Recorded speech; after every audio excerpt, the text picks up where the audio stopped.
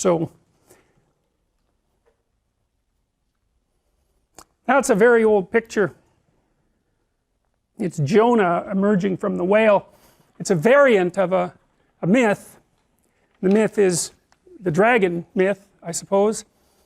The dragon myth is that there's a dragon that lives under the ground that's eternal, and now and then it rises out of the ground to threaten the state, and someone within the state determines to go confront the dragon voluntarily and does so, and then brings back something of great value. Sometimes if the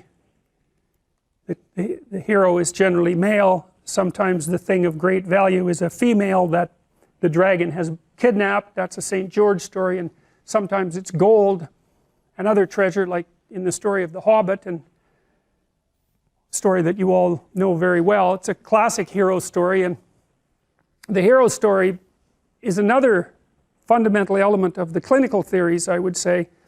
It's predicated on the idea that you learn through voluntary contact with that frightens or disgusts you, and that's a hallmark of psychoanalytic theory. Carl Jung, who we'll discuss in detail, said his primary dictum was insterquilinus invenitur, which I'm sure I'm massacring because it's Latin, but it meant in filth it will be found. And one of the hallmarks of the clinical theories is that within the confines of everyone's experience, and you can think about this as experience out in the world or experience in the unconscious mind, there are dirty little secrets, let's say, and skeletons and dreadful old fears and remnants of abuse and memories of pathological behavior and failures of courage that leave you undeveloped, perhaps out of avoidance, and that the psychoanalytic process is precisely the careful encounter with those forgotten and repressed elements of the self, in the hope that a clear encounter will redeem them, unite them with the remainder of your personality, and make you stronger in consequence. And I would say that that's just a variant of the manner in which human beings learn, and we'll talk about this more in relationship to Piaget, because you always learn when you're wrong, which is very annoying. Now, what do you learn when you're correct? You're walking in the world, you're operating in the world, you have a sense of what you want to have happen. You're always looking at the world through this sense of what you want to have happen. You're acting so that what you want to have happen will happen. And when it happens, well, then you're happy because, well, first of all, you get what you want, and that's good, maybe, depending on what you want.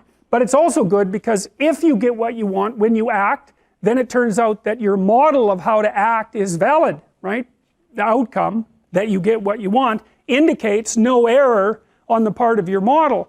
But it's very frequently the case that when you act to get what you want, you don't get what you want. And then that's unpleasant because you don't get what you want, but it's even more unpleasant because it brings with it the hint of a suggestion that the manner in which you're construing the world is incorrect at some indeterminate level. So for example, if you tell a joke at a party, you presume that people will attend, and then when they hear the joke, they will laugh, and then if you tell the joke and it goes flat, or even worse, disgusts and offends people, then you're going to be taken aback, and that's partly because you didn't get what you want, and that's not so good, but it's more because there's something wrong with the way you conceptualize the situation. And then you're faced with a problem, and the problem is the emergence of a domain of the unknown. It's like, well, what kind of mistake did you make? Maybe you're not as funny as you think you are. That could be a big problem.